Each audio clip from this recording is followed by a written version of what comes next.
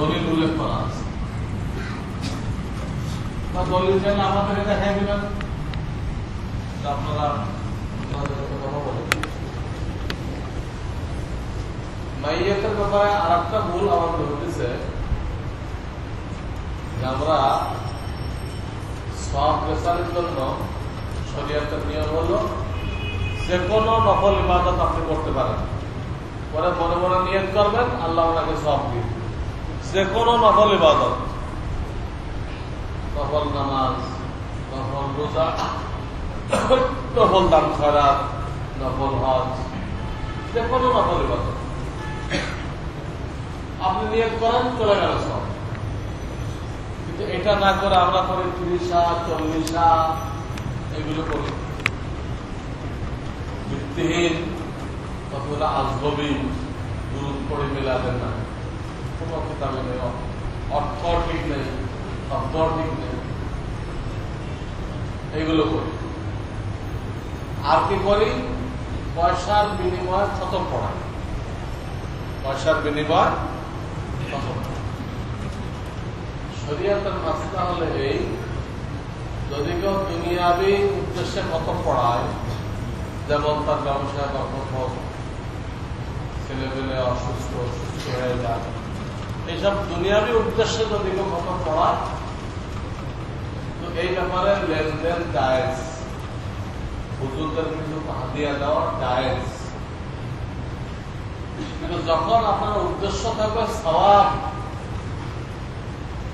নিজের সওয়াব হাসিল করা, তারাবিতে হয় সওয়াব পৌঁছাই দেওয়া, সওয়াবের গিফট, তখন বিনিময় দেওয়া হারাম, নেওয়া হারাম। মাঝখান দিয়ে যার জন্য প্রথম পড়াইলেন উনি কিছুই পাইল, এক বালুকোনা সব পাইল। কারণ বিনিময় লেনদেন হইলে প্রথম তো যিনি পড়ে উনি সব পায়, মানে উনি যার জন্য সুপারিশ করে সে পায়। উনি যখন বিনিময় দিলেন, উনার নিজের সবটা ক্যান্সেল হয়ে গেছে, নষ্ট হয়ে গেছে, ওনার তৈরি খালি হয়ে গেছে। উনি এখন আপনার আব্বা মা রুহে কি দিবেন? ওনার কাছে কিছু নেই। এই জন্য এই ব্যাপারে আপনার সুপারিশ থাকবে না। কোন মাদ্রাসা বলবেন, মাদ্রাসা প্রত্যেক দিন কতগুলো খতম হয়, প্রত্যেক মাদ্রাসার হেফজখানায় প্রত্যেক দিন অনেকগুলো খতম হয়। এখানে বলেন আমার আব্বার নামেই দোয়া করে দিন, ওই দিনে সব খতমগুলো আপনার আব্বার নামে বসে দিন, কোন বিনিময় করবে। আপনার টাকা পয়সা খরচ করতে মনে চায়, তার মাদ্রাসায় দিয়ে রসিদ নিয়ে আসে, যে পড়ছে তাকে দিবেন না,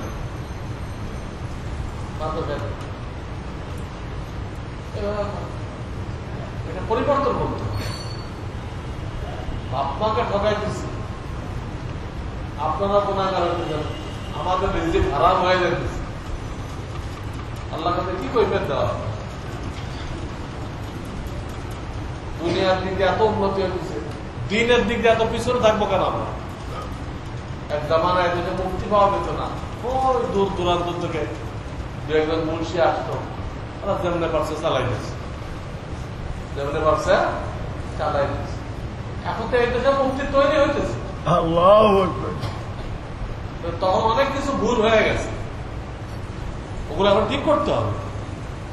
এবং আল্লাহ কোরআনে কারিমে ওয়াদা করছেন, যখন তুমি বুঝতে পারবা তোমার পিছনে কোনো ভুল হয়ে গেছে, সঠিক এইটা, তখন যদি তুমি মেনে নাও আর সামনের থেকে ঠিক ঠিক মতো করো, তো আমি আল্লাহ তোমার জন্য ওয়াদা দিচ্ছি, তোমার পিছনে ভুল মাপ এবং ওই ভুল আমলটাকেও আমি শুদ্ধ আমলের দ্বারা পরিবর্তন করে দিব। 19 পারা।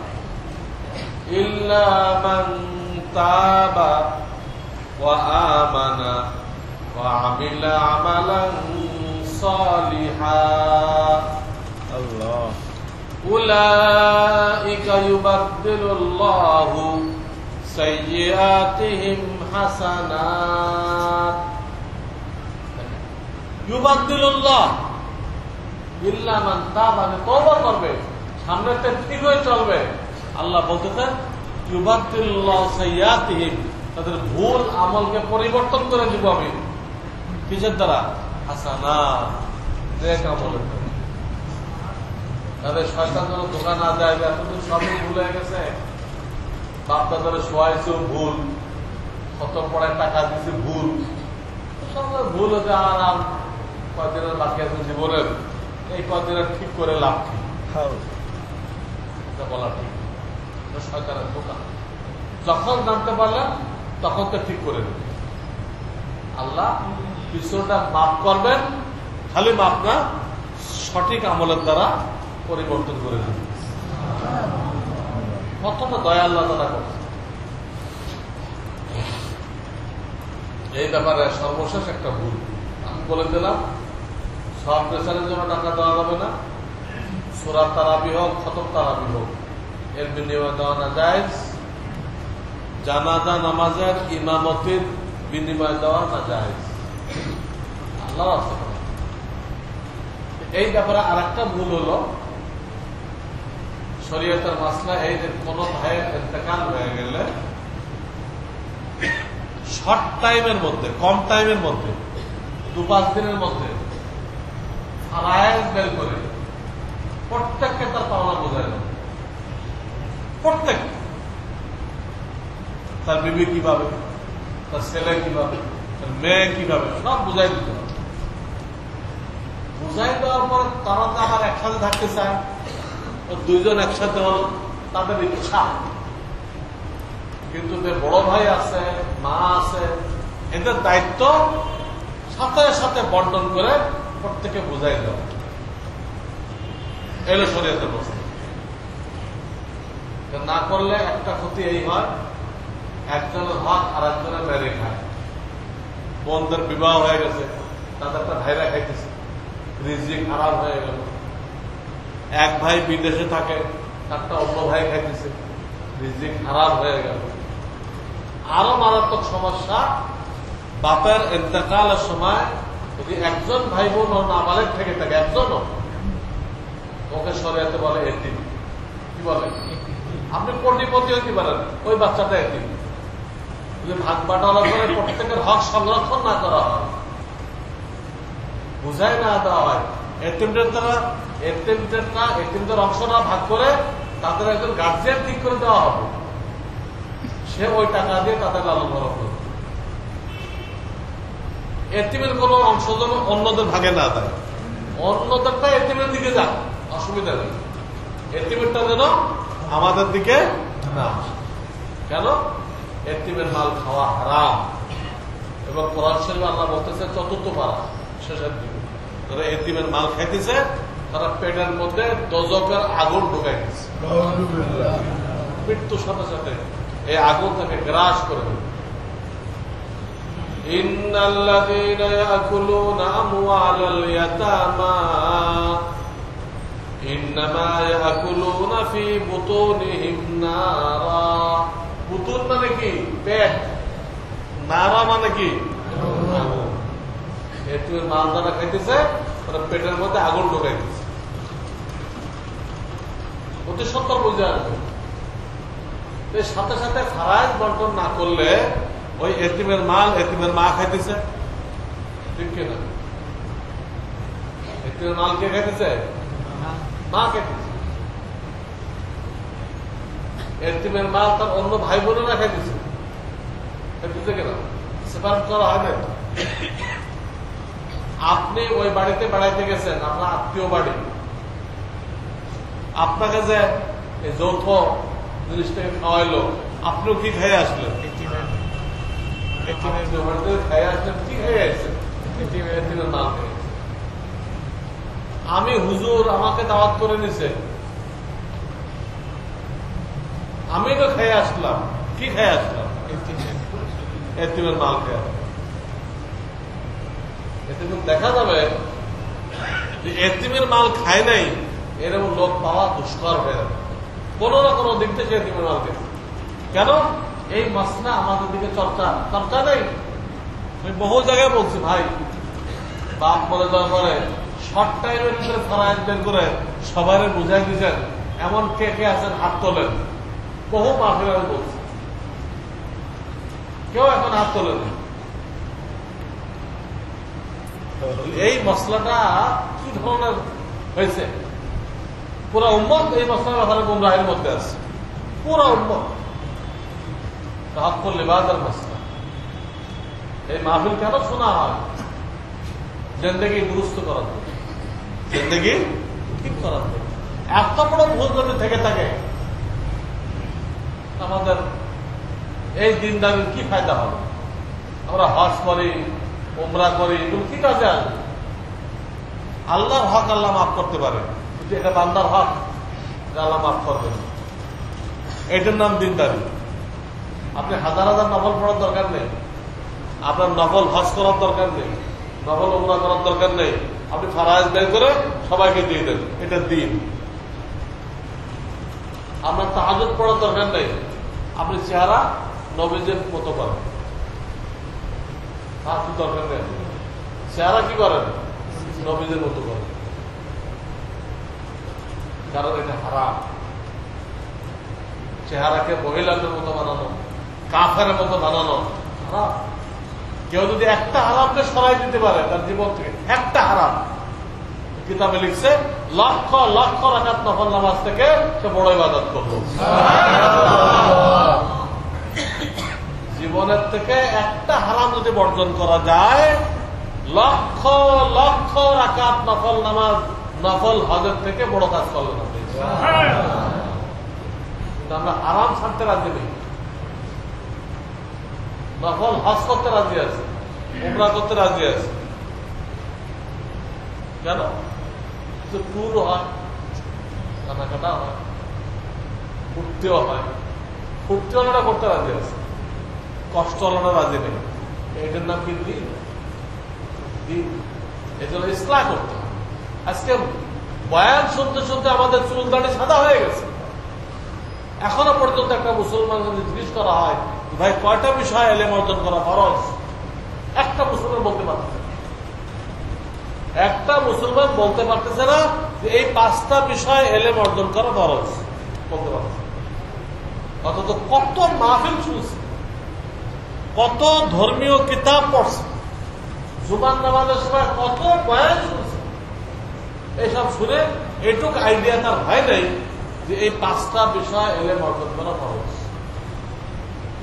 কোন 5টা? একটা কইলাম না আমি, ঈমান ঠিক করা, ইবাদত বন্দেগী সুন্নাত মোতাবেক করা, রিজিক হালাল রাখা, বান্দার হক আদায় করা, আর অন্তরের 10টা রোগের চিকিৎসা করায় আত্মশুদ্ধি করা। যেহেতু আমরা শেষ নবীর উম্মত, দিন ইসলাম কিয়ামত পর্যন্ত চলবে, আর কোন নবী, নতুন নবী কার মাধ্যমে চলবে? কয়টা হুজুরের মাধ্যমে? হুজুর কয়জন? না, পুরা উম্মতের মাধ্যমে এই দিন ইসলাম কিয়ামত পর্যন্ত। সুতরাং এই 5টা কথার দাওয়াত দেওয়া, এটা আপনার আমার উপরে ফরজে আইন। এই 5টা জানাও ফরজে আইন, আমল করা ফরজে আইন, দাওয়াত দেওয়াও ফরজে আইন। তো দুটা তো বললাম, ইমান সম্পর্কে বললাম না, ইমান শিখতে হবে, কিন্তু ইমান দেখতে হবে, এটা তালিম চালু করে। আর প্রত্যেকটা কাজে সুন্নত চালু করে। আমার লেখা নবীজির সুন্নত বইতে সব সুন্নত লেখা আছে, নামাজের সুন্নত, খানার সুন্নত, ঘুমানোর সুন্নত, সব লেখা আছে। 3 নম্বর হলো রিজিক হালাল রাখতে হবে। ব্যবসায়ী ব্যবসার মশলা জানবে, চাকুরিজীবী চাকুরির মশলা জানবে, জমিনওয়ালা জমিনের মশলা জানবে। সবাইকে সব মশলা জানতে বলা হয়নি। জমিন বন্ধক রেখে ফসল খাইলে সুদ খাওয়া হয়। কি হয়? সুদ খাওয়া হয়। আমাদের জন্য শেয়ার বাজার আছে, এটা সুদ এবং জুয়া। সুদ এবং অনেকে শর্ত মর্ত বলে জায়েজ বলতে চায়, ওই জায়েজের সুরত এখন দুনিয়াতে বাকি নেই, হয়তো 20 বছর আগে ছিল কিনা জানি না। এখন জায়েজের কোনো সুরত নেই। এখন যে শেয়ার বাজার, এটা একসাথে সুদ এবং জুয়া। একসময় মোটা অঙ্কের টাকা কামাইছে, তখন কেউ আন্দোলন করেনি। আর এক সময় মোটা অঙ্কের টাকা লস দিচ্ছে, তখন আন্দোলন করছে।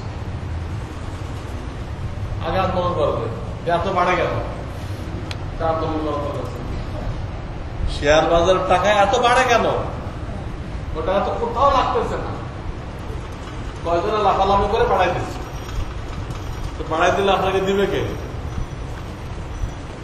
কোন ব্যাংকও দিবে না, শেয়ার বাজারও দিবে না, যে কোম্পানির কিনছেন এও দিবে না। শেয়ার বাজার মানে পুরাটাই বেকুবি, পুরাটাই বেকুবের কারবার। আপনার কাগজের দাম বাড়াইলেন, দেশের কি হলো আপনার কি হলো? আমার কাছে মাঝে একটা লোক আসছে, তার কোম্পানি লস খাইছে, এখন তারা কাগজপত্র তৈরি করতেছে। তারা গত বছর 2 কোটি টাকা লাভ করছে, লস কিন্তু কাগজ বাজারে কিন্তু 2 কোটি টাকা লাভ করছে। এটা তারা পত্রিকায় দিবে, দিয়ে শেয়ার ছাড়বে। ওই কোম্পানির ম্যানেজার আসছে, আমি এটা জানি লস খাইছে কিন্তু ভুয়া কাগজ তৈরি করতেছে, আমার জন্য এই কোম্পানির ম্যানেজারি করা যায় যাবে। তাড়াতাড়ি জান পাশা সরে আসে। আল্লাহ কোরআনে বলেছেন, ফালা তাকুন বাদা ফিতনা মাল কওমি যালিমিন। বুঝলাই লোক জালেম, এর সাথে আর বলবো না। বললো তারা দেখতে যে গত বছর কোন কোম্পানি, পাইপ কোম্পানি, তারা এই কাজ করে, হ্যাঁ, এরকম 2 কোটি টাকা লাভ করছে। 2 কোটি টাকা কি করছে? লাভ করছে। ওদের তারাও কিন্তু লস খাইছে, ওদের দেখে এরা শুরু করছে। যে কোম্পানি লস খায়, তো লসটা পোষানোর জন্য ভুয়া একটা হিসাব দিয়ে শেয়ার ছাড়ে, তাহলে ওই লসটা পোষায়। আর ওদিকে ওরা ওই পরে ডাউন করতে থাকে, ডাউন করে করে ওই টাকাগুলো বিল করে করতে থাকে। টাকা তো লয়ে গেছে, কিন্তু কোম্পানি লয়ে গেছে, কিন্তু সরকারের লোকেরা ভাগ বাটানো হয়েছে। আর এই টাকা আসবে করতে সম্পূর্ণ জোর। ইসলামের নামে যেসব ব্যাংক চলতেছে, বিমা চলতেছে, এগুলো একই অবস্থা, সব ভুয়া। মানুষের ধর্মীয় দুর্বলতার সুযোগ নিয়ে সব ইসলামী বানাই দিচ্ছে, ইসলামের টিভিও বানাই হচ্ছে। এখন নাকি ইসলামী মত আবিষ্কার করার চেষ্টা করতেছে সব ইসলাম। আর মানুষ এরকম বোকা, ইসলামের নাম দিলে লাভ দিব। আরে এটা ইসলামী হয়েছে কিনা? কোন স্টিকার আছে নাকি? স্টিকার লাগাই দিলে ওটা ইসলামী হয়ে যায়, বাস্তবে হইতে হবে না। এই জন্য ভালো করে মাস্টার তাকিদ করবে। আজকে আমার কাছে কত আসছে, এক লোক ইসলামী ব্যাংক থেকে কিছু লোন নেবে বাড়ি করার জন্য, যায় যাবে বিস্তারিত লেখেন, তাহলে আপনাকে 30 লক্ষ টাকা দিবে, তারা বিনিময়ে কি চায় লিখে নিয়ে আসেন। তারা কত সরাসরি টাকা দিলে যায় যাবে না, তারা মাল কিনে দিবে, মাল কিনে তাদের দায়িত্বে নিয়ে নিয়ে কত কথা 50,000 টাকা টন কিনছে, আপনি 2 বছরে দিবেন, আপনার কাছে তারা 55,000 করে বেশি। আগে তাকে কিনতে হবে, ব্যাংকে কিনতে হবে, কিনে তার দায়িত্বে নিতে হবে। এই দায়িত্বে নেওয়া পর্যন্ত নষ্ট হয়ে গেলে ব্যাংকে যাবে, আপনার যাবে। এরপর আপনার সাথে নতুন করে আলোচনা হবে, আগেরটা বাদ, আগেরটা প্রাথমিক আলোচনা, এখন নতুন আলোচনা হবে না। আমি 50,000 টন কিনছি, তুমি 2 বছরের মাঝে দেওয়া কিস্তি, তোমার জন্য দাম ঠিক করে দিলাম, 1 টন কত? 55,000 টাকা। এইভাবে করো, যায় যাবে। তো আজকাল বহু মানে সুদ এবং জোয়া ব্যাপক হয়ে গেছে। এই যে সুদের ডেস্টিনি 2000, পুরোটাই সুদ আর জোয়া।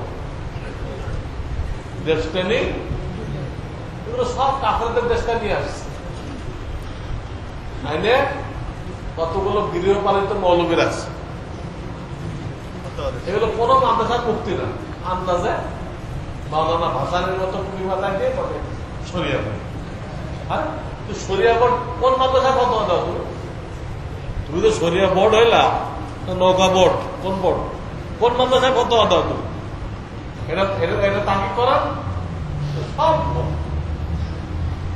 এতে কিন্তু টাকা দিয়ে খরিদ করে রাখছে, এতে আবার জাতির কোন আস্থা নেই। এই জন্য রিজিকের ব্যাপারে খুব সতর্ক থাকতে হবে, রিজিকের ব্যাপারে খুব সতর্ক থাকতে হবে। ভালো করে তাকিদ না করে, আলেম ওলামা থেকে ভালো করে তাকিদ না করে কোনটার সাথে জড়িত হবে না।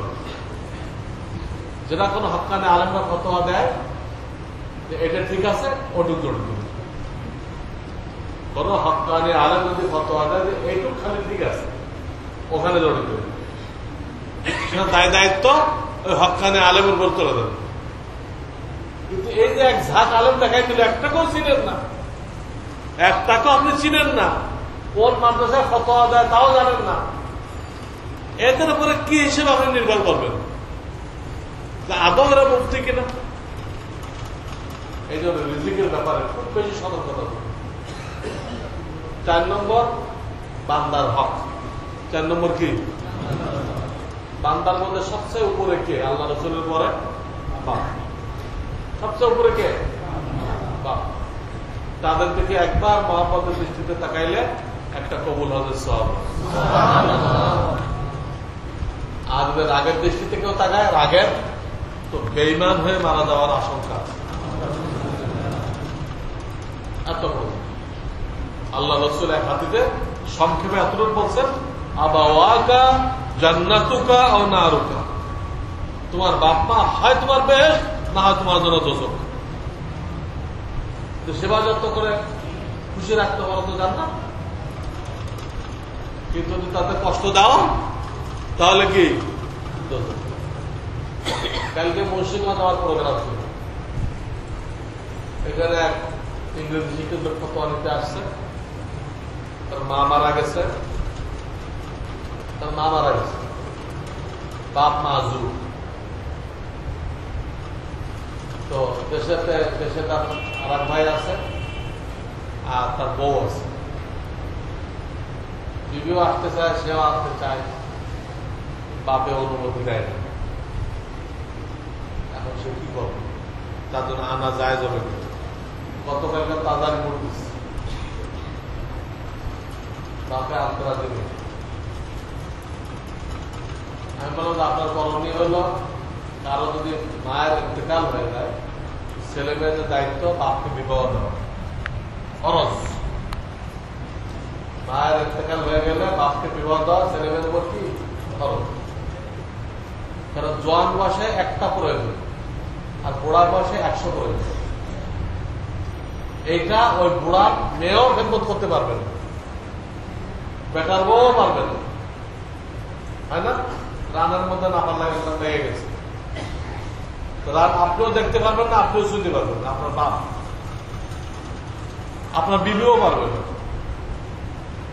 আপনার বোনও পারবে না। এই খেদমত কে করবে?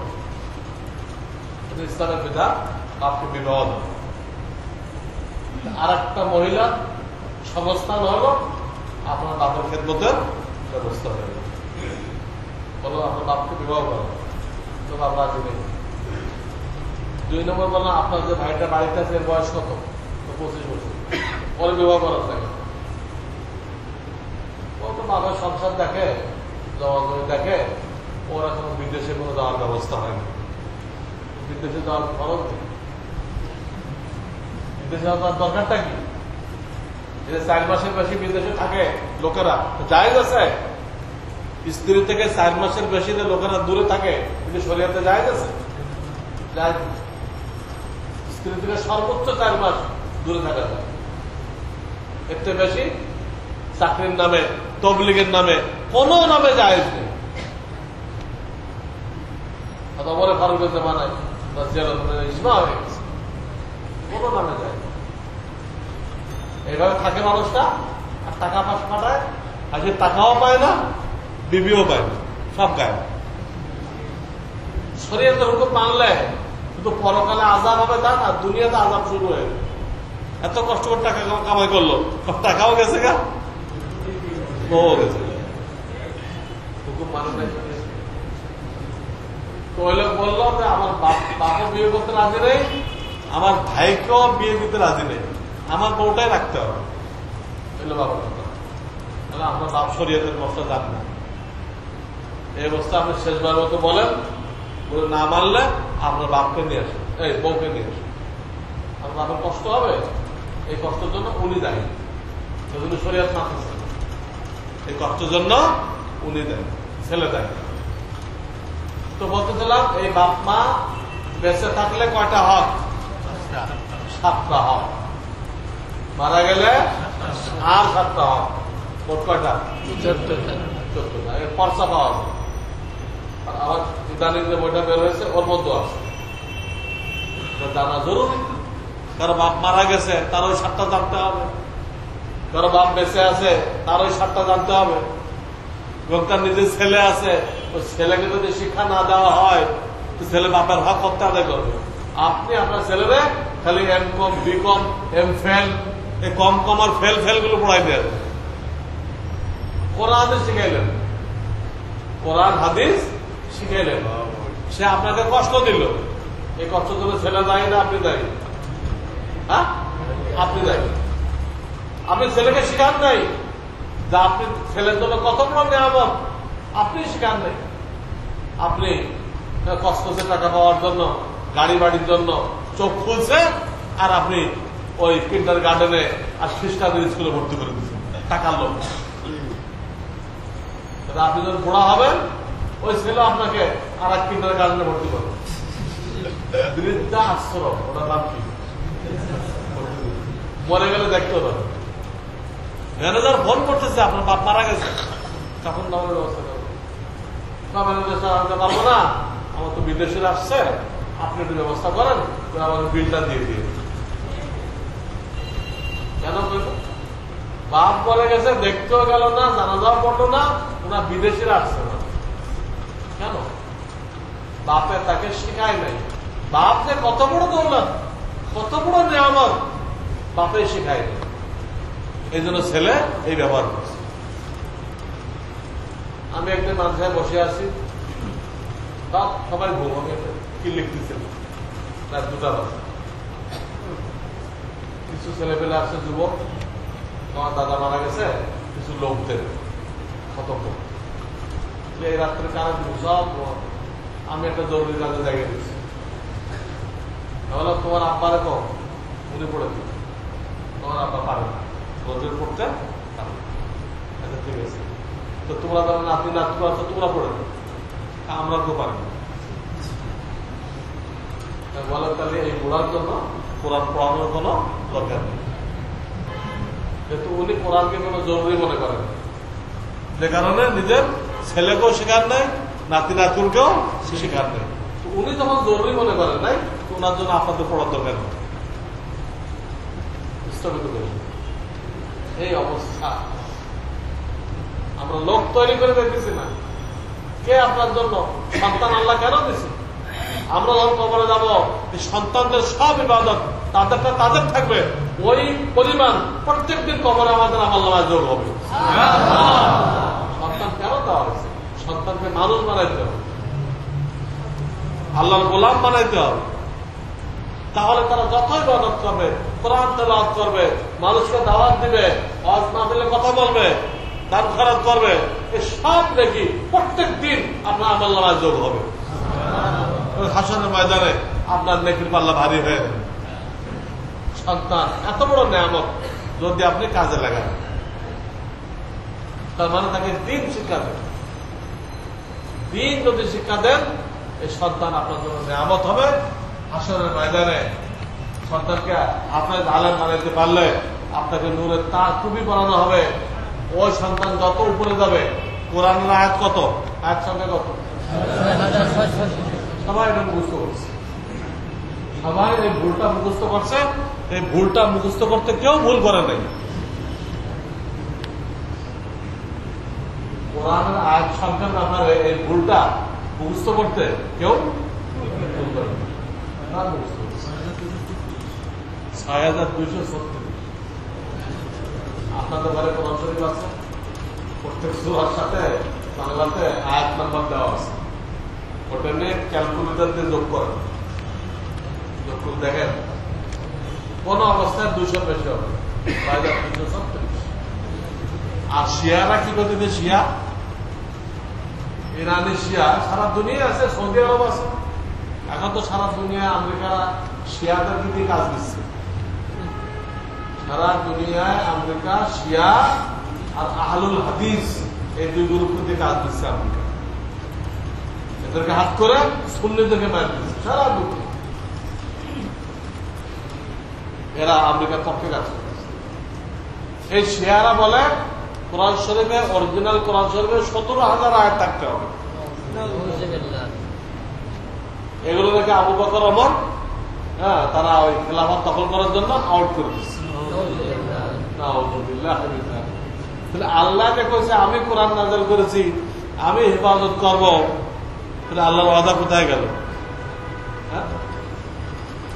এই এক পয়েন্টের কারণে শিয়ারা কাফের হয়ে গেছে। এই কোরআন মানতেছে না, তারা বলতেছে কি অরিজিনাল কোরআন শরীফ কত আয়াত থাকতে হবে, এটা দেওয়া তোমরা না, এটা আমাদের 12তম ইমামের কাছে আছে। 12তম ইমাম কোথায় বসে আছে? মানে ব্যাগের মধ্যে আছে। যা করে কথা একদম কাফের। আমাদের দেশে এই শিয়ারা নিউজ লেটার নামে পত্রিকা বের করে আমাদের যুবকদেরকে বেঈমান বানাচ্ছে। প্রধানমন্ত্রী এরা লেখা সারাল অফিসে সুন্নি ছেলেমেয়েকে নিয়ে বেঈমান বানাচ্ছে। এইসব ব্যাপারে সতর্ক করা আমাদের ইমানই দায়িত্ব। মুসলমানদের ইমান রক্ষা, ইমান রক্ষা। তো বলতেছিলাম ছেলেকে দিন শেখাইতে হবে, তাহলে দুনিয়া তো আপনি শান্তি পাবেন, কবরও পাবেন, আখিরাতও পাবেন। আর দিন না শেখান আযাব গজবের শেষ নেই। কোরআন বলতেছে ওয়ালা তাকতুলু আওলাদাকুম মিন ইমলাক। এই আয়াতের তাফসীর দেখেন, মুফতি শফি রাহমাতুল্লাহ লিখছে, যে ব্যক্তি ছেলেকে কোরআন শিক্ষা দিল না, মুসলমান বানাইল না, সে পিতা হয়ে সন্তানকে জবাই করে দিল। পিতা হয়ে সন্তানকে জবাই করে দিল। আপনি মনে করতেছেন কত ডিগ্রি আপনি আনি দিচ্ছেন, কত কামিয়াব বানাই দিলেন, আর কোরআন বলতেছে যে তুমি তোমার ছেলেকে জবাই করে দিচ্ছ। এর সারা দুনিয়াতেও দিতে হবে, কবরও দিতে হবে, আখিরাতেও দিতে হবে। এই ছেলে যত অন্যায় করবে, যত ভুল কাজ করবে, ইসলামের বিরুদ্ধে কাজ করবে, গুনাহ করবে, টেলিভিশন দেখবে, ক্রিকেট দেখবে, মহিলাদের নাচ দেখবে, সুদ খাবে, ঘুষ খাবে, প্রত্যেক দিন ওই পরিমাণ গুনাহ, ওটাও আমলনামায় থাকবে, কিন্তু ওই পরিমাণ গুনাহ একত্র করে কবরে আপনার আমার আমলনামায় যোগ করা হবে। আপনার আমার আমলনামায় ছেলে মেয়ের গুনাহ যোগ করা হবে। তাদেরকে আমরা দিন শিখাই নাই, আল্লাহ বানাই নাই। তখন দেখা যাবে হাসরের ময়দানে আমরা এমন অবস্থা উঠছি, আমাদের গুনার পাল্লা কি হয়ে গেছে। আলেম বানাইলে নেকির পাল্লা ভারী হইতো, দিন শিখাই নেন কোনটা ভারী হয়ে গেছে, গুনার পাল্লা। আর হাসরের ময়দানে গুনার পাল্লা ভারী হবে, তাদের অবশ্যই দোজখে দেখবে। আর যাদের নেকির পাল্লা ভারী হবে, আল্লাহ তাদেরকে মাফ করে তাদেরকে জান্নাতের ফয়সালা করবে। তো বলতেছিলাম বাপ মার হক জানতে হবে, এই 14টা। সন্তানের হক জানতে হবে, দিন শিক্ষা দেওয়া, স্ত্রীর হক জানতে হবে। কার হক? মুসলমানরা জানেই না স্ত্রীর, মহিলাদেরকে আল্লাহ কি কাজের জন্য বানাইছে জানেই না। কোনো তো বেকার বয়ে থাকে, যাক চাকরি বাকরি করুক। ঘরের মধ্যে বেকার বয়ে থাকে আর টেলিভিশন দেখে, তো না করে কি করো, চাকরি করো। সব চাকরিতে বানাই দিচ্ছে বেরাকের কথা। গ্রামীণ ডক্টর ইউনুসের গ্রামীণ, ডক্টর ইউনুসের জন্য এত মায়া কাঁদতেছে কেন আমেরিকা? বুঝেন কিছু? তারা রিসার্চ করছে কোন কোন গোনা দ্বারা এই জাতি ধ্বংস হবে, রিসার্চ করছে। দেখছে একটা হলো সুদ ভিত্তিক অর্থনীতি দ্বারা এই মুসলমান পঙ্গু হবে। 2 নম্বর, জেনার ভিত্তি যখন লিপ্ত হবে, তাহলে গজব দিয়ে এই জাতিকে ধ্বংস করে দেবে। ইউনুসকে দিয়ে দুটো কাজ করা হয়েছে আমাদের। আগে তারা সুদ শহর পর্যন্ত পৌঁছাইতে পারছিল, কাফেররা সুদ কোন পর্যন্ত পৌঁছাইছিল? এই ইউনুসকে দিয়ে গ্রামে গ্রামে বাড়ি বাড়ি সুদ পৌঁছাই দিচ্ছে। দিচ্ছে কিনা? আমাদের শেষ করছে। 2 নম্বর, তারা বিভিন্ন ভাবে এই জেনাকে ব্যাপক করার জন্য বিভিন্ন ভাবে তারা মহিলাদেরকে নামাইছে। সহশিক্ষা, সরকারের চাকরি, গার্মেন্টস এর চাকরি। এদের গার্মেন্টস এর মাল নেয়, এরা কিন্তু শর্ত দেয়, এমনি মাল নেবেন আপনার কাছ থেকে, এত % মহিলা কর্মী থাকতে হবে, তখন আপনার থেকে মাল নেবে। কেন? তোমার জামা কেনার দরকার, জামা কেন? আমার কর্মী মহিলা না পুরুষ, তোমার দরকার কি? কত বড় ইংলিশ এই ইহুদ নাসারা। ওই মহিলাদের নামানোর জন্য এখানে শর্ত দিয়ে দিয়েছে, এবং সরকারের যে কোনো সাহায্যে শর্ত দিয়ে দেবে যে মহিলাদেরকে চাকরি দিতে হবে, মহিলাদেরকে ক্ষমতা বাড়াইতে হবে। ক্ষমতা বাড়াইতে বাড়াইতে আপ টু বটম সব মহিলা হয়ে গেছে, সব মহিলা। আর এবার যে হয়েছে, এই যে গ্রামগঞ্জে ইলেকশন হয়েছে, আপনারা জানেন কিনা জানি না, প্রতি 3টা মেম্বারের মাথার উপরে একটা মহিলা বসেছে। প্রতি 3টা মেম্বারের উপরে একজন মহিলা ভাইস চেয়ারম্যান। ওই মহিলা ওদেরকে পরিচালনা করে। কোরআন বলতেছে আর রিজালু কাওয়ামুন আলান নিসা, পুরুষরা মহিলাদের পরিচালনা করবে। আর ইহুদ, খ্রিস্টান, হিন্দু যত কাফের আছে, এরা আমাদের শিখাই দিছে মহিলারা পুরুষদের পরিচালনা করবে। এই কাফের, সারা দুনিয়ার কাফের এক হয়েছে, এক হয়ে আমাদের যখন যে সরকার আসছে ওই সরকার কান্দে চাপে এই শরীয়ত বিরোধী কাজগুলো করাই দিচ্ছে। আমি কোনো এক সরকারকে বলবো না, সবাইকে দিয়ে করাই দিচ্ছে, সবাইকে দিয়ে। 1947 থেকে এই পর্যন্ত যারা আসছে সব সরকারকে দিয়ে ইহুদ কাফেররা কোনো না কোনো কোরআন বিরোধী আইন পাস করাইছে। তারা গদি টেকে রাখার জন্য ওই যা বলতেছে এগুলো করতেছে। তার গদি দরকার, ইমান গেল না কি হলো। এই জন্য বলতেছিলাম যে এই মা বোনদেরকে কেন সৃষ্টি করা হয়েছে জানা জরুরি। তা না হলে কাফেররা যে পরিকল্পনা করছে আমরা ধ্বংস হয়ে যাবো। যে পরিকল্পনা তারা আগাই নিচ্ছে ইউনুসকে দিয়ে, এনজিও গুলো দিয়ে তারা আগাই নিচ্ছে। মা বোনদেরকে শেখাইতে হবে। কোরআন হাদিস বলে তোমাদেরকে 7টা কাজের জন্য বানানো হয়েছে। কয়টা? 7টা কাজের জন্য। 1 নম্বর আল্লাহর ইবাদত বন্দেগী। 1 নম্বর কি? 2 নম্বর স্বামীর খেদমত, সেবা যত্ন। 3 নম্বর স্বামীর বৈধ হুকুম মান্য করা। 4 নম্বর স্বামীর সংসারের মাল দৌলতের সংরক্ষণ করা, হেফাজত করা। 5 নম্বর নিজেকে পর্দায় রাখা। 6 নম্বর বাচ্চাদেরকে কোরআন সুন্নাহর তালিম দেওয়া। এই দায়িত্ব স্বামী স্ত্রী দুজনের, কিন্তু বেশি দায়িত্ব কার উপরে? মায়ের উপরে। কেন? পুরুষরা বিভিন্ন হালাল রিজিকের তাগিদে বাইরে থাকতে হয়। এই জন্য এই দায়িত্বটা বেশিরভাগ কার উপরে? মায়ের। প্রত্যেক দিন একটা আয়াত শেখাবে, একটা সুন্নত শেখাবে। আমার দেখা নবীদের সুন্নত প্রত্যেকে বাসায় দিয়ে দেবে। বাচ্চাগুলোকে প্রত্যেকদিন একটা সুন্নত শেখাতে হবে। আজকে শেখাই দিল বাবা দস্তরখান পেশায় খানা খাওয়া সুন্নত, শেষ। কালকে শেখাইলো বাবা এই 2 হাত কবজি সহ ধৌত করা সুন্নত। পরশু শেখাইলো বাবা বিসমিল্লাহি ওয়া আলা বারাকাতিল্লাহ বলে খাওয়া সুন্নত। বুঝলেন না? 3-4 বছর বাচ্চাদেরকে একটা সুন্নত শেখানো কোনো কঠিন? তখন তার মধ্যে সব গ্রহণ করার যোগ্যতা যায়, শেখার যোগ্যতা যায়। এইভাবে 5-7 বছর সে মায়ের আঁচলের নিচে বড় হয়, কত সুন্নত শিখবে? 5-7 বছরে কত সুন্নত শিখবে সে? এই ছেলেটা আল্লাহর ওলি হয়ে যাবে। যে কেউ নবীজির সুন্নত অনুযায়ী চলে সে আল্লাহর ওলি হয়ে যাবে। কোন কারামত জাহের হন না বলি না, কারামত তো হিন্দু যুগীদেরও জাহের হয়। হিন্দু যুগী বাড়ির ভূত হাঁটতে পারে, হিন্দু যুগে বাতাসে উঠতে পারে, অলি হবে? অলি হবে, অলি হবে। নিজামুদ্দিন আউলিয়া একবার বেহোশ হয়ে গেছিল, কোন চিকিৎসা কাজ হবে না। তো ওই এলাকাটা হিন্দু যুগী ছিল, যে কোনো রুগীকে তার কাছে নিয়ে গেলে সে এক নজর দিলে ভালো হয়ে যাবে, এক নজর দিলে ভালো হয়ে যাবে। নিজামুদ্দিন আউলিয়া রহমতুল্লাহ বলেও রাখছে, আমাকে কিন্তু কোনো সময় তার কাছে নেওয়া না। এখন বেহোশ হয়ে গেছে উনি বড়া বয়সে, কোন চিকিৎসায় কাজ হতেছে না, মুরিদান নির্ভয় হয়ে ওই যুগের কাছে নিয়ে গেছে।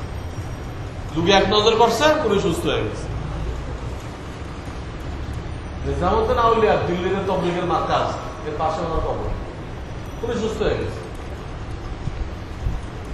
মানে জিজ্ঞেস করলো কি হয়েছে, এই করো আপনি অসুস্থ হয়ে গেছিলেন, আমরা উপায়ন্তর না দেখে নিয়ে গেছি, রাগ করলেন।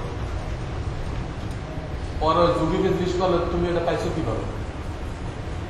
এইভাবে পাইছি, আমার মনে যেটা আসে আমি এটা উল্টা করি। মনে যদি বলে ঘুমাবো, ঘুমাইলে ঘুমাবো, মনে খাইতে বলে তো খাবো না, উল্টাটা করি। এই করার ধরো, হ্যাঁ ভগবান আমাকে এটা দান করেছে। আচ্ছা, তো তুমি বলো মুসলমান হয়তো তোমার মন চায় কিনা? না মন চায়, তাহলে হোক। মনে চায় না, তুমি তো একটু আগে কইলা তুমি এসো কেমনে তোমার মনের উল্টা করে, তো উল্টা করো, তখন তো আটকা পড়ে গেছে।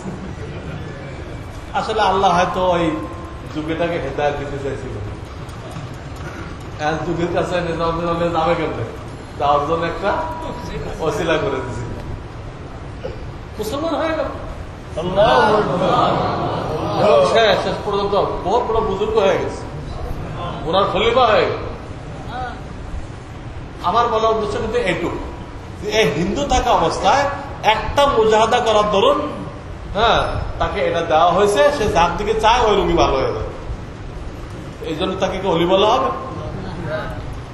দেখেন বর্তমান দুনিয়ার অবস্থা, এই কুতুববাগ, এই লোকটা গন্ডমূর্খ, না দিনের লাইনে কোনো পড়াশোনা করছে না দুনিয়ার লাইনে।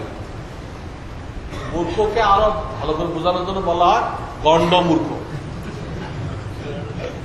মানে গন্ডার মার্কা মূর্খ, এই দল। অথচ যায় দেখেন কি পরিমাণ বাস সেখানে আসছে, আর সে যে ওখানে গেট বানায় কি করে, মনে হয় অন্তত 50 লাখ টাকা খরচ করছে গেট সাজাইতে, 50 লাখ টাকা আমার ধারণা। অথচ সেখানে এত লোক বাস নিয়ে আসতেছে এই গন্ডমূর্খ লোকটার কাছে। কিছু গৃহপালিত মৌলবী রাখছে, এই বলে ও তো কিছু করতে পারবে না, এরা ওই পক্ষ থেকে পাস করে দেয়, হ্যাঁ তার কেরামত করেন, সব বানানোর কথা। আমি চিন্তা করলাম যে এই গন্ডমূর্খ এত ভক্ত, এখন দাজ্জাল বেরোলে কি হবে? গন্ডমূর্খদের থেকে বাস ভরে ভরে লোক আসে, অতটা শিক্ষিত লোক, পুরুষ মহিলা একসাথে আছে। এসব দরবারে কোনো পর্দা লাগে না, এসব দরবারে কি লাগে না, মানিকগঞ্জ কোনো পর্দা লাগবে না, একসাথে বসে হ্যাঁ মহিলাদের সাথে গল্পদারি করবেন আর জিকির করবেন, এটার নাম নাকি দিন। নাউযুবিল্লাহ। তো বলতেছিলাম যে মা বোনদের একটা দায়িত্ব, কি বলতেছিলাম, প্রত্যেকদিন একটা সুন্নাত শিক্ষা দিবে, সুন্নাত শিক্ষা দেওয়া। এইভাবে শিক্ষা দেওয়া হয় তো আমাদের ছেলেমেয়েরা আল্লাহর ওলি হবে না, এবং সেই সমাজ জান্নাতি সমাজ হবে না, হবে না, কোনো চুরি ডাকাতি থাকবে না।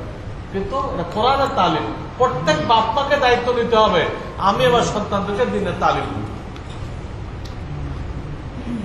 আল্লাহর এই হুকুম না মেনে মায়েরা যদি বাচ্চাদেরকে তালিম না দেয়, মায়েরা ভানাসি ব্যাগ কাঁধে করে নিয়ে, ভ্যানিটি না কিন্তু আমি নাম রাখছি ভানাসি, এই ব্যাগ কাঁধে করে নিয়ে হ্যাঁ অফিসে অফিসে ঘুরতে থাকে, এই ছেলেমেয়েগুলো কার কাছে মানুষ হবে বলেন? কাজের বুয়া। কাজের বুয়া কাছে মানুষ হবে, কতগুলো গালি শিখবে, হ্যাঁ, আর হেরোইন খাওয়া শিখবে, মানুষ তো হবে না। পরে একদিন দেখা যাবে হেরোইনের টাকা না পেয়ে বাপকে গুলি করে দিছে, আর মারে বডি দিয়ে দবাই করে দিছে। বাপ মা দুইজন মিলে এই ছেলের জন্য টাকা জমা করছিল, তাদের দাম গেল, ছেলের পরে ফাঁসি হয়ে গেল বা যাবজ্জীবন জেল হয়ে গেল, টাকাগুলো ব্যাংকে পড়ে থাকবে। আল্লাহর হুকুম নষ্ট করছে, ছেলেকে দিনদার বানায় নাই।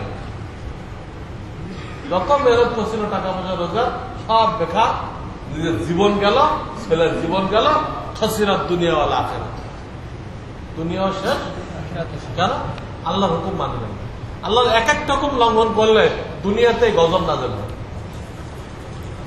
এই জন্য মা বোনদের একটা দায়িত্ব কি?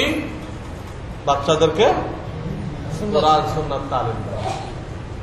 আর 7 নম্বর দায়িত্ব হলো মহিলা মহলে দ্বীনের দাওয়াত তালিম। মহিলা মহলে যে কোনো মহিলা আসলে জিজ্ঞেস করবে, তোমার স্বামী আলেম কিনা, তোমার স্বামী 3 চিল্লা দিছে কিনা, তোমরা হজ করছো কিনা, তোমার ছেলে ফেলে সহি কোরআন পড়তে পারে কিনা, কয়টা হাফেজ বানাইছো, তোমার মেয়েগুলো পর্দা করে কিনা, ইত্যাদি ইত্যাদি জিজ্ঞেস করে করে তাদেরকে বুঝাই দিবে। মহিলা মহলে দাওয়া কটা কাজ হলো? কটা হয়েছে? এই 7টা কাজ যে কোনো মা বোন করবে হাসরের ময়দানে তার জন্য 8 প্রকার বেহেশতের দরজা খুলে দেওয়া হবে। আর যদি তাদেরকে এই কাজ না নেওয়া হয়, এই কাজ যদি না নেওয়া হয়, বলেন তো এই 7টা দায়িত্ব পালন করে কোন মহিলা চাকরি করতে পারবে?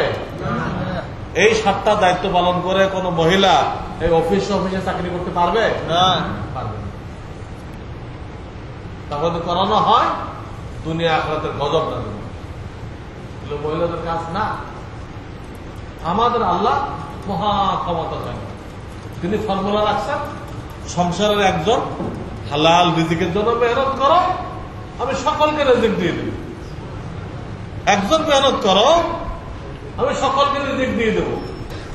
এটা তিনি বলেন না যে তুমিও নামো, তোমার বউটাও নামাও, তোমার বেটার বউও নামাও, তোমার মেয়েগুলো গার্মেন্টসে ঢুকাই দাও, বুঝছে? তারপর আল্লাহ রিজিক দিবে। আল্লাহ কি এরকম দুর্বল নাকি? সব মহিলাদের নামাই দিবেন রিজিক পাওয়ার জন্য। নাউযুবিল্লাহ। এর জন্য স্ত্রীদের হক এই, তাদেরকে আল্লাহ দ্বীনের শিক্ষা দিতে হবে।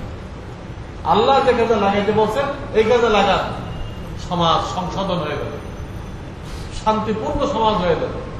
এটা বাদ দিয়ে যত পুলিশ নিয়ে আসেন, র্যাব নিয়ে আসেন, ক্যাম্প নিয়ে আসেন, কোন লাভ নেই। দুর্নীতি বাড়বে, সন্ত্রাস বাড়বে, যেহেতু কোরআনের পদ্ধতি মানা হয়নি। এটা কয় নম্বর ছিল? 4 নম্বর। 5টা কথা না বললাম? ফরজ আইন, ঈমান শিক্ষা করা, ইবাদত বন্দেগী সুন্নাত মোতাবেক করা, রিজিক হালাল রাখা। বান্দার হক বয়ান করতেছিলাম। বাপ মায়ের কি হক, সন্তানের কি হক, স্ত্রীর কি হক। স্ত্রীকে আল্লাহর দ্বীন শিক্ষা দিতে হবে। ইয়া আইয়ুহাল্লাযীনা আমানু কু আনফুসাকুম ওয়া আহলিকুম, আল্লাহ কোরআনের দায়িত্ব দিন। 4টা হয়ে গেল। 5 নম্বরটা কি? আত্মশুদ্ধি, অন্তরের 10টা রোগের চিকিৎসা করা, আল্লাহ আল্লাহদের সোহবতে যাওয়া। কোরআনে আল্লাহ এত কসম খাইছে এটার ব্যাপারে, কোন ব্যাপারে এত কসম খান নাই। শামসি ওয়া দুহাহা ওয়াল কমারি ইযা তালাহা, 10টা কসম খাইছে। তাই বলছেন কদ আফলাহা মান যাক্কাহা, আত্মশুদ্ধি করলো সে কামিয়াব, আত্মশুদ্ধি করলো না সে ধ্বংস। কি ধ্বংস? হাসরের ময়দানে যে 3 জনকে সবার আগে দোজখে ফেলা হবে, সবার আগে। এরা কোন বেনামাজি না। একজন জিহাদ করতে করতে শহীদ হয়ে গেছে, আর একজন জবরদস্ত আলেম সারা জীবন কোরআন কিতাব বুঝাইছে, আর একজন বহু বড় দানবীর কোটি কোটি টাকা দান করছে। এই 3 জনকে সবার আগে দোজখে ফেলা হবে। কেন? একটা রোগ ছিল অন্তরে, ওটার নাম কি? লোক দেখানো। লোক দেখানো একটা রোগের কারণে সারা জীবন নামাজ রোজা করে জাহান্নামে গেছে। আমাদের তো 10টাই রয়ে গেছে। অন্তরে কটা রোগ রয়েছে? চিকিৎসার কোনো ফিকির নেই, চিকিৎসার কোনো ফিকির নেই। এটাকে মুস্তাহাব মনে করি। অন্তরের রোগের চিকিৎসা করা ফরজে আইন, এর জন্য খাস কোন শায়েখের সাথে সম্পর্ক করা এটাও ফরজে আইন। কটা হয়েছে? 5টা হয়ে গেছে।